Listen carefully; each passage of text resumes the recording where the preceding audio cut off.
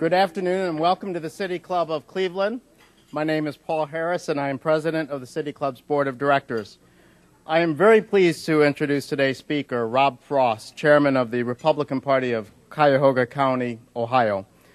Mr. Frost's appearance and topic, a conservative approach to reform, are timely given the prevalence of the word reform in political debate today. That debate has been an active one at the local level as we are in the midst of implementing county government reform. It has also been a robust one at the national level on health care, regulatory reform, and other important topics.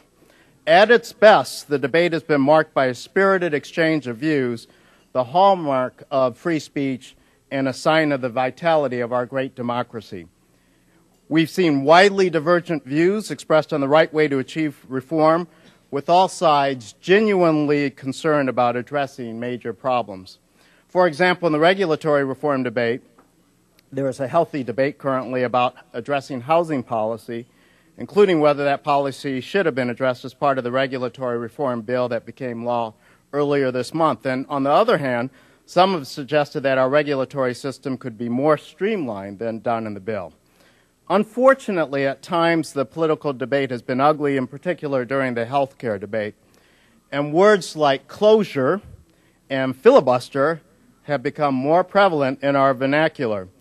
We've also learned why 60 votes is really important in the Senate, even though the motto majority rules is one often used in discussion and debate in the country. Today, Mr. Frost will share his perspectives on the political climate and his party's approach to reform. Mr. Frost obtained his undergraduate degree from Emory University, where he was a Carter Presidential Center intern and worked on emerging democracy projects. He then obtained his law degree from Case Western Reserve University, and after law school served as Assistant Chief Legal Counsel to the Ohio Auditor. Currently, Mr. Frost is counsel in the Cleveland office of Tucker, Allison West. Mr. Frost is a former councilman for the city of Rocky River. He has served as chairman of the Republican Party of Cuyahoga County since 2005, and since 2007 has served as a member of the Cuyahoga County Board of Elections. I am pleased to present, on behalf of the City Club of Cleveland, Mr. Rob Frost.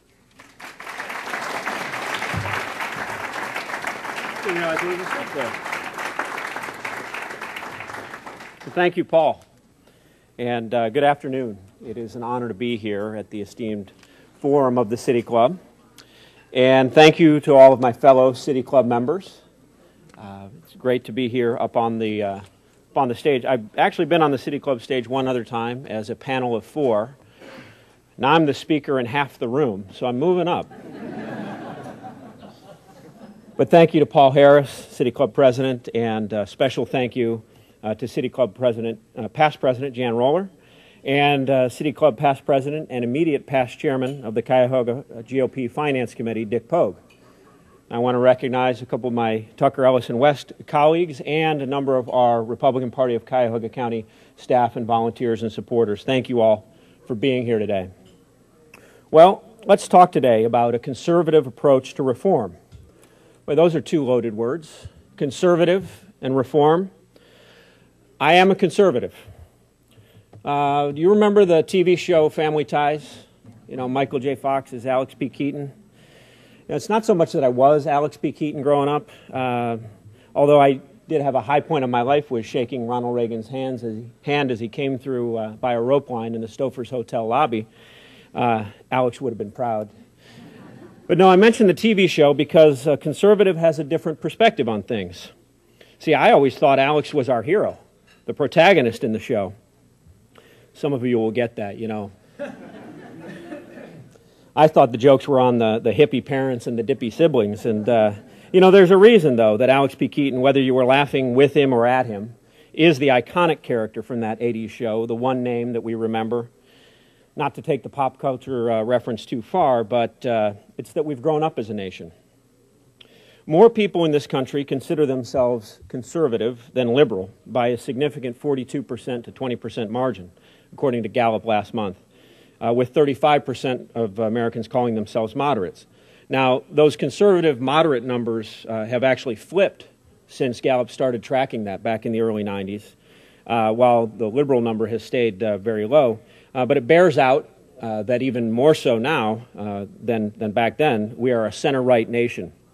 But what does that mean, that we have twice as many, quote, conservatives in this country as self-identified liberals? Who are these conservatives and what do they believe? Well, you know some of the buzzwords and catchphrases: smaller government, local control as opposed to centralized authority, traditional family values, and others. There are many, in fact, who equate conservative with reactionary. And to a degree, we conservatives may in part deserve that designation, at least those of us like me who draw some inspiration, for example, from William F. Buckley's description of the role of conservatives, or at least of his conservative journal, to stand athwart history yelling "stop" when no one else is inclined to do so. But a conservative in the classical sense is someone who sees something good worth preserving, someone who is skeptical of plans to remodel or remake society according to current popular modes, someone with a strong belief in the continuity of tradition, a reliance of facts, things as they are, as opposed to emotional response, things as one might wish or want or desire them to be. But while a conservative then by definition is no revolutionary, a true conservative is also not a counter-revolutionary. A conservative works for political change through legitimate governmental channels, slowly perhaps, but above all according to the rule of law. A conservative does not necessarily support keeping or conserving things as they are, particularly if the state of things is a broken state of disarray. So, reform, a reforming of something broken. What is reform, and how and when does a conservative support reform? I'm going to cover three areas of reform at different levels of government to illustrate. County government reform as an assertion of local control. Education reform at the state level as an expression of support for strong families building stronger communities. And tax and entitlement reform at the federal level as a means of ensuring greater individual liberty with lesser restrictions and regulation by a central authority. So Cuyahoga County government reform. It's already happened, right? Well, something significant has happened in Cuyahoga County in the mode of reform. We have restructured the county government, a restructuring of which Cuyahoga County Republicans were supportive, and some, like State Senators Tom Patton and John Husted, mayors like Jerry Ruby and Bruce Akers, state representatives like former State Representative Sally Kilbane, Matt Dolan with us today, Josh Mandel and Nan Baker, business leaders like Ed Crawford and Sandy Cutler, were each instrumental in their own way. That structural reform was necessary because institutions of government are corrupted and broken. So naturally, within the Republican Party, as conservatives, we supported and continue to support reforming county government through appropriate legal measures, namely and notably the popular ballot. But that reform must continue within the new structure, and that means that those with their hands on the new levers of power, the first Cuyahoga County Council and Executive, must fully support the mission of reform. What a travesty the events of the last year will be if the new institutions of county government are allowed to fall victim to the same corrupting influences that led us down that rat hole in the first place. We have the right of self-determination in Cuyahoga County. We have asserted for only the second time in Ohio's history a county's right to home rule.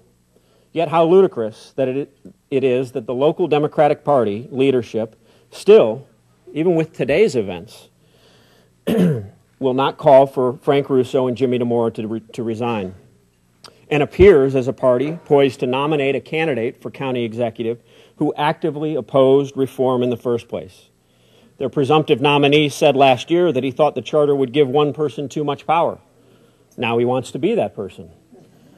His revised reason he gives now for why he opposed Issue 6 is that he felt we needed to study it more. Well, look, this charter will be up for review in 2 years. How can we conceive of allowing a person who was so out of touch with the overwhelming wishes of the Cuyahoga electorate that the time was ripe for reform